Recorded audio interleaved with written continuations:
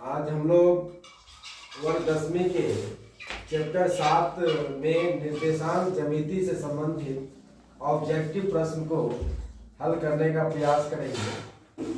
प्रश्न 1 को देखेंगे कि 2 - 5 किस चतुर्थांश में है।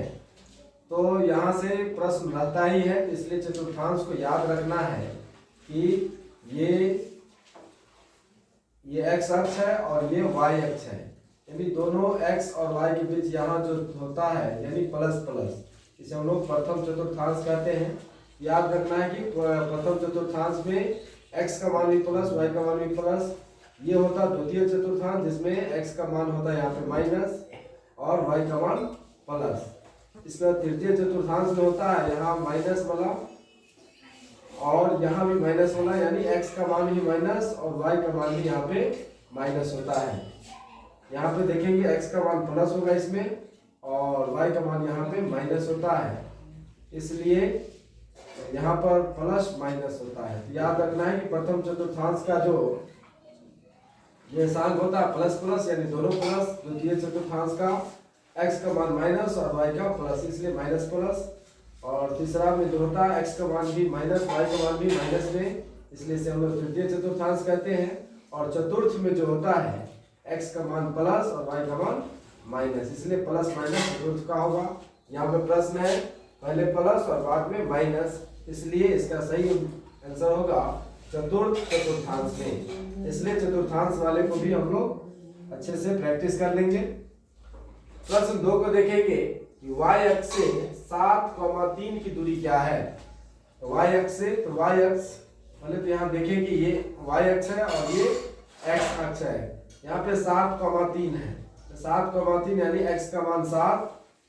7,3 का अर्थ हुआ कि x का मान 7 और y का मान 3, इसलिए x अक्ष पर हम लोग कितने 7 बार आगे बढ़ेंगे। 1 2 3 4 5 6 और 1 7, यानी ये हो गए यहाँ पे, और ऊपर हम लोग 3 बार बढ़ेंगे, यानी यह बिंदु जो होगा यहाँ पे होगा, यानी यह इसका निर्देशांक 7,3 है। प्रश्न ये है कि y अक्ष से, तो ये y अक्ष है, इससे कितने दूरी पर है। 1 2 3 4 5 6 7, इसलिए 7 दूरी पर है। यहाँ पे इसका आंसर 7 होगा। या कह सकते हैं y अक्ष से जो दूरी होता है वो भुज कहलाता है, जबकि x अक्ष से दूरी पूछा जाए तो कोटि कहलाता है। तो यहाँ पे y अक्ष से दूरी भुज, भुज का अर्थ हुआ x का मान, तो x का मान यहाँ 7 है, तो ऐसे भी हम लोग याद रख सकते हैं। तो y अक्ष से दूरी पूछा जाए तो भुज का मान लिखना है, यानी x का मान, और यदि x अक्ष से पूछा जाए तो y का मान लिखना है। यहाँ पे x का मान 7 तो y का मान 3, y अक्ष से पूछा गया इसलिए x का मान यहाँ पे 7 होगा। इस तरीके से हम लोग प्रश्न को हल कर लेंगे। प्रश्न 3 को देखेंगे कि मूल बिंदु से 5 - 5 की दूरी क्या है। तो मूल बिंदु का निर्देशांक हम लोग को मालूम है 0 0, और इसका निर्देशांक है यहाँ दिया 5 - 5, इसलिए 5 - 5 दोनों के बीच की दूरी याद करते हैं। बीच की दूरी होता है x2 घटे x1 का स्क्वायर, यानी 5 घटे यहाँ पे 0 का स्क्वायर करेंगे, फिर -5 घटे 0 का स्क्वायर करेंगे, 5 में 0 गया तो 5 का स्क्वायर, और यहाँ भी 5 का स्क्वायर हो जाएगा, इसलिए ये भी 25 और ये भी 25, 25 25 हो जाता है 50। इसको हम लोग लिख सकते हैं 25 गुने 2, 5 का वर्गमूल होता है 5, रूट पर आ जाएगा 2, इसलिए इसका सही आंसर होगा 5√2। इस तरीके से इसको याद रखना है। प्रश्न 4 को देखेंगे कि बिंदु P2,3 और Q4,1 के बीच की दूरी क्या है। तो बीच की दूरी यही सूत्र है, x2 घटे x1 का स्क्वायर, 4 में से 2 घटाएंगे, 4 घटे 2 का स्क्वायर, फिर 1 घटे 3 का स्क्वायर, तो 4 में 2 गया तो 2 का स्क्वायर हुआ यहाँ, और 3 में से 1 जाएगा तो यहाँ भी -2 का स्क्वायर, यानी 2 दूना 4, और ये भी 4 4 4 हो जाता है 8। इसको हम लिख सकते हैं 4 गुने 2, 4 का वर्गमूल हो जाएगा 2, और ये 2 का वर्गमूल नहीं होगा, इसलिए 2√2। इस तरीके से इसका सही ऑप्शन यहाँ पे बी हो जाएगा 2√2। इस तरीके से बीच की दूरी को हम लोग को याद रखना है, और पूछा जाए तो इस तरीके से हल करके इसका सही ऑप्शन चुन सकते हैं। प्रश्न 5 को देखेंगे, यदि कोई भी बिंदु A y अक्ष के दाईं ओर 5 इकाई दूरी पर x अक्ष पर स्थित है तो A का निर्देशांक क्या होगा। तो यहाँ देखना है प्रश्न ये है कि कोई बिंदु ए जो है, ए एक बिंदु है और वाई अक्ष के दाईं ओर है। तो ये हो गया वाई अक्ष और ये वाई अक्ष के दाईं ओर मतलब दाहिना हाथ, दाहिना हाथ इधर है, दाईं ओर 5 इकाई पर, यानी 1 2 3 4 5 इकाई पर है। एक्स और ए का निशान क्या होगा, तो यानी एक्स का मान यहाँ पे 5, इसलिए हो जाएगा पहले 5 लिखेंगे और y का मान यहाँ पे हो जाता है 0, इसलिए इसका निशान हो जाएगा 5,0। यही x अक्ष y अक्ष के दाईं ओर है, तो ये हो गया ये y अक्ष और दाईं ओर मतलब दाहिना तरफ, इसलिए दाहिना तरफ हम लोग 5 कदम आगे बढ़ेंगे तो 5, यानी इसलिए x का वैल्यू हो जाएगा 5, जबकि y के सामने यहाँ पे है तो ये 0 होगा, इसलिए याद रखना है। इस तरह का प्रश्न को हम लोग ऐसे ही हल करेंगे, इसलिए सही ऑप्शन इसका 5,0 आता है। प्रश्न 6 को देखेंगे। 6,5 4, y को मिलाने वाली रेखा का मध्य बिंदु x, 6 है, तो y का मान बताएं। तो मध्य बिंदु के लिए सूत्र हम लोग को मालूम है, तो पहले बिंदु का नाम यहाँ दे देते हैं। 6,5 है और दूसरा है 4, y। मध्य बिंदु का मान दिया हुआ है और मध्य बिंदु का मान दिया यहाँ पे ये है x, 6 और हम लोग मध्य बिंदु जो निकालते हैं x1 प्लस x2 बट्टा 2, इसलिए 6 प्लस 4 बट्टा 2 हो जाएगा। और यहाँ पे फिर 5 प्लस y बट्टा 2, यानी हमें y का मान निकालना है। यहाँ पे x के बराबर ये होता है और 6 जो हो जाएगा इसके बराबर, इसलिए 5 प्लस y यहाँ लिख सकते हैं 5 प्लस y बट्टा 2 बराबर 6, कुछ नहीं तो 1, इसलिए 5 प्लस y बराबर हो जाएगा 6 दूनी 12, इसलिए y का मान इधर प्लस में 5 तो उधर माइनस में 12 में से 5 जाएगा तो ये 7 होगा।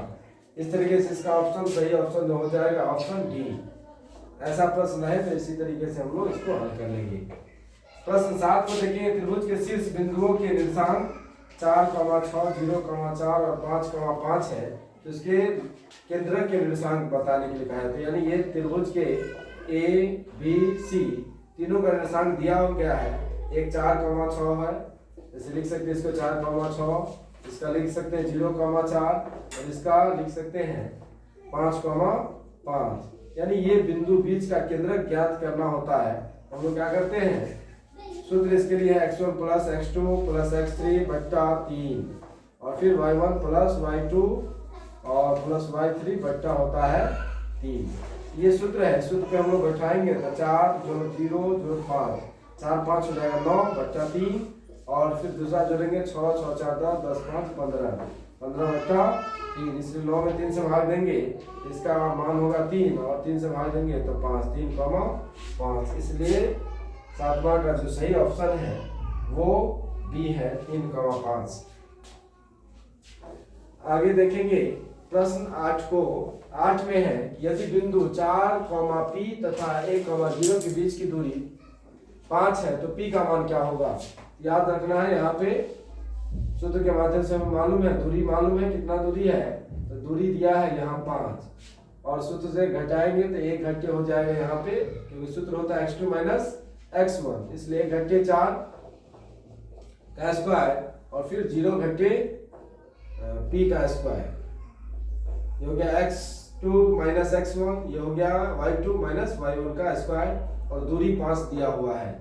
तो 1 में से 4 जाएगा तो -3 का स्क्वायर और 0 में से -p जाएगा तो -p का स्क्वायर हो जाएगा यहाँ बराबर। ये 5 इधर रूट में है तो उधर जाता है, यहाँ पे 5 -3 का स्क्वायर बचा और ये -p का स्क्वायर बचा, जबकि इधर रूट में है इधर जाता है तो हो जाता है स्क्वायर में, यानी 5 का स्क्वायर बराबर 25, क्योंकि इधर रूट में था और रूट जब दाहिने तरफ जाएगा तो वही स्क्वायर में हो जाता है। यदि ये स्क्वायर में रहता तो उधर जाता तो वो रूट में होता। अब यहाँ पे 3 3 9 और ये बच गया p स्क्वायर और इधर 25, p स्क्वायर बड़ा हो जाएगा कि इधर प्लस में 9 उधर जाएगा तो माइनस में, 25 में से 9 गया तो 16, इसलिए p का जो मान होगा प्लस माइनस 16, 16 का मूल होता है 4, इसलिए प्लस माइनस 4 सही ऑप्शन यहाँ पे ऑप्शन ए होगा 8वां का।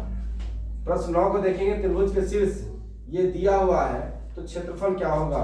तो त्रिभुज का क्षेत्रफल हम लोग को मालूम होगा, क्या लिखते हैं 1/2 x1 और y2 minus y3 plus x2 y3 minus y1 और फिर plus x3 y1 minus y2। यदि इस सूत्र पे बैठाएंगे तो सबसे पहले हम लोग x1 का वैल्यू लिखेंगे, फिर जोड़ y1 का वैल्यू लिखते हैं। पहले तो x1 क्या है यहाँ,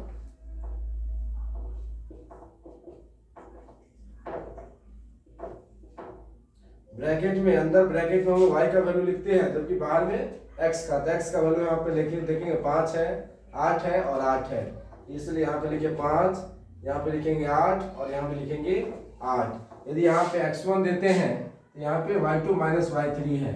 यहाँ पे देखेंगे y2 का मान कितना है 0, 0 घटे 4, 0 में से 4 घटाएंगे तो -4 आएगा।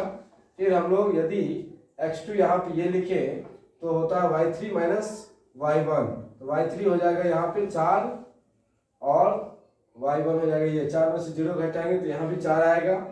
इसके बाद हम लोग x3 लिखेंगे 8, x3 यहाँ 8 लिख दिए और फिर घटाएंगे y1 माइनस y2, तो यहाँ पे y1 का मान 0 और 0 में से 0 घटाएंगे तो 0 ही हो जाएगा। आगे जो इसका आंसर होगा 1/2, 5 को -4 से गुना करेंगे -20 और 8 को 4 से गुना करेंगे 32 और यहाँ पे 8 को 0 से गुना करते हैं 0 ही होगा। इसे आगे हल करेंगे 1/2 और 32 में से 20 जाएगा तो बचेगा 12, इसलिए 0 का कोई मतलब ही नहीं रहेगा, तो यहाँ पे 2 छक्के 12, इसलिए इसका सही ऑप्शन हो जाएगा ए। यानी त्रिभुज के क्षेत्रफल हम लोग जो सूत्र है इसके माध्यम से निकालेंगे तो इसका कितना मान आएगा 6 आएगा, जो यहाँ पे हम लोग लाए हैं। प्रश्न 10 को देखेंगे, बिंदु A 3,4 और B 5,4 को मिलाने वाली रेखा का मध्य बिंदु क्या होगा। तो मध्य बिंदु का सूत्र याद है x1 प्लस x2 बट्टा 2, इसलिए 3 + 5 बट्टा 2, तो 3 + 5 बट्टा 2, 5 3 8/2 बराबर हो जाएगा 1 4, x का मान 4। उसी प्रकार से 4,4 फिर 4 4 8/2, इसका मान भी 4, इसलिए 4,4 इसका सही ऑप्शन सी है। प्रश्न 11 को देखेंगे, 11 क्या है x1 और y1 तथा x2 और y2 के मध्य बिंदु का निर्देशांक क्या होगा। यहाँ पे वैल्यू दिया ही हुआ है और हम लोग मध्य बिंदु के लिए सूत्र जानते हैं, ये प्लस ये, यानी x1 प्लस x2 बट्टा 2 और y1 प्लस y2 बट्टा 2, इसलिए इसका सही ऑप्शन ए है। इससे आगे प्रश्न को देखेंगे, प्रश्न 12 है कि y अक्ष पर x अक्ष से 4 इकाई नीचे बिंदु A स्थित है, तो A का निशान क्या होगा। यहाँ पे दिया y अक्ष, हम लोग जानते हैं इसको कहते हैं y अक्ष, इधर से इधर की रेखा को कहते हैं x अक्ष। प्रश्न है कि x अक्ष से, x अक्ष हो गया ये, इससे नीचे यानी y अक्ष पर, यानी इसी अक्ष पर x अक्ष से नीचे की ओर कितना 4 इकाई, यानी 1 इकाई 2 इकाई 3 इकाई 4 इकाई। मालूम है कि यहाँ पे नीचे माइनस वाला होता है, इसलिए यहाँ पे -4 हो जाएगा। अब यहाँ पे ये ए बिंदु है, इसका निर्देशांक हो जाएगा, पहले हम लोग x का मान लिखते हैं, इसलिए x का मान हो जाएगा यहाँ पे 0 और y का मान हो जाएगा -4, इसलिए इसका सही ऑप्शन जो होगा ऑप्शन डी होगा, 0 -4। इस तरीके से ऐसे प्रश्न को देखना है, याद रखना है। प्रश्न 13 को देखेंगे कि x अक्ष से दूरी बिंदु का क्या कहलाता है। यदि ये x अक्ष है, इसको हम लोग कहते हैं, इसको ऊपर से नीचे वाला जो लाइन है उसको y अक्ष और बायां से दायां जो लाइन होता है उसे हम लोग कहते हैं x अक्ष। तो x अक्ष से जो दूरी कहलाएगा उसे हम लोग कहेंगे कोटि। x अक्ष से दूरी यदि पूछा जाए तो उसका लिखेंगे हम लोग कोटि, जो यहाँ पे सही ऑप्शन बी है। यदि y अक्ष से दूरी कहा जाए तो उसका उत्तर लिखेंगे हम लोग भुज। इस तरीके का प्रश्न को याद रखेंगे और आगे हल करने का प्रयास करेंगे, जिससे कि आने वाला परीक्षा में हम लोग आसानी से ऐसे प्रश्न को हल कर सकेंगे।